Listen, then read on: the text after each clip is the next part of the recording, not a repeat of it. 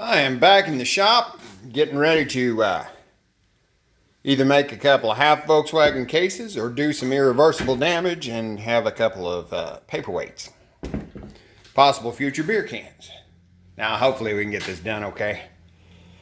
I pressure washed these a little bit and cleaned them up just a touch, but I wanted to cut off the parts that I don't need before I got too serious.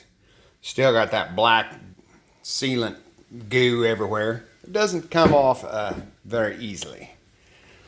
Now, what I've got to do right now is remove all the studs because I'm going to lay these down on this side and run it through the bandsaw. I did use this as an excuse to get some more equipment because the bandsaw I've been using for the last 20-25 years is a little small. So I picked up a Harbor Freight unit the other night that is plenty big to handle it. Oop, it's getting dark on me. This thing is used, got it from about half price. As I looked at this on Harbor Freight and thought, that would work good, do the job, and I've always wanted a bigger bandsaw. That little yellow one's kind of a piece of crap. I found this on Marketplace. It was like, 20 miles away from home.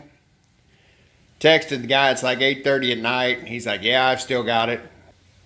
He's like, when do you want to pick it up? And I'm like, now. He's like, okay, fine. Head this way. Wife's in the bathroom taking a shower, and I'm knocking on the door. It's like, hey, I'm going to go buy a bandsaw. I'll be back in about an hour. And she's like, what? It's like, you're used to it. I'll be back.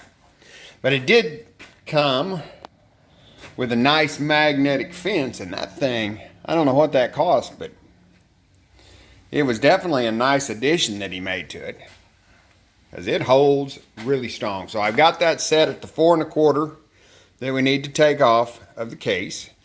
Put a new metal blade in it, got everything adjusted, did a couple of test cuts, so that should work good.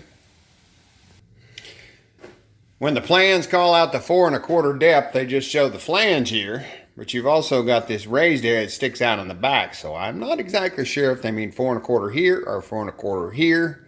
But since this was what's riding up against the fence, that's where we're measuring 4 1/4 from. That should be right in this area behind the cam bearing. So let's get these studs out of here and cut something apart. Trying to get all these studs out here.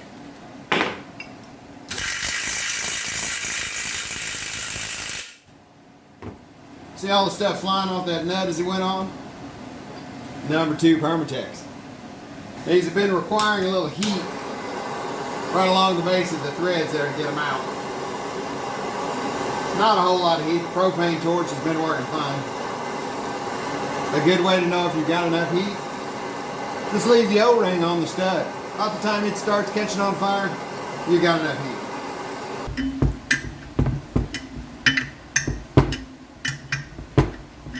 And this right here is why most of my shirts are greasy. Some of them I can just buzz on out with the impact, but this one is seriously tight. And of course it's in a hole I don't even use. I'll be cutting this off. Still need to get the stud out of the way. And that just leaves us with the assortment of small studs and then 2 dowel pins that we got to pull out.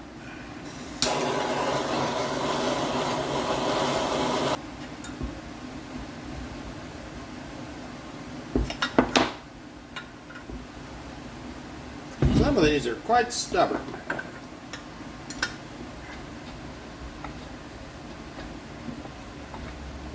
Well, I'm about down to the dowel pins, and they came out surprisingly easy.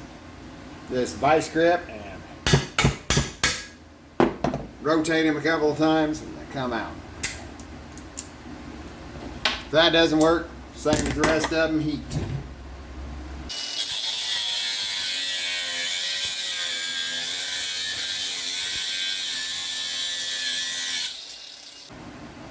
As you can see there, I had one stud that absolutely would not come out. Stripped out a couple of nuts trying to double nut it to take it out. So it's on the throwaway section of the blocks. Just cut it off.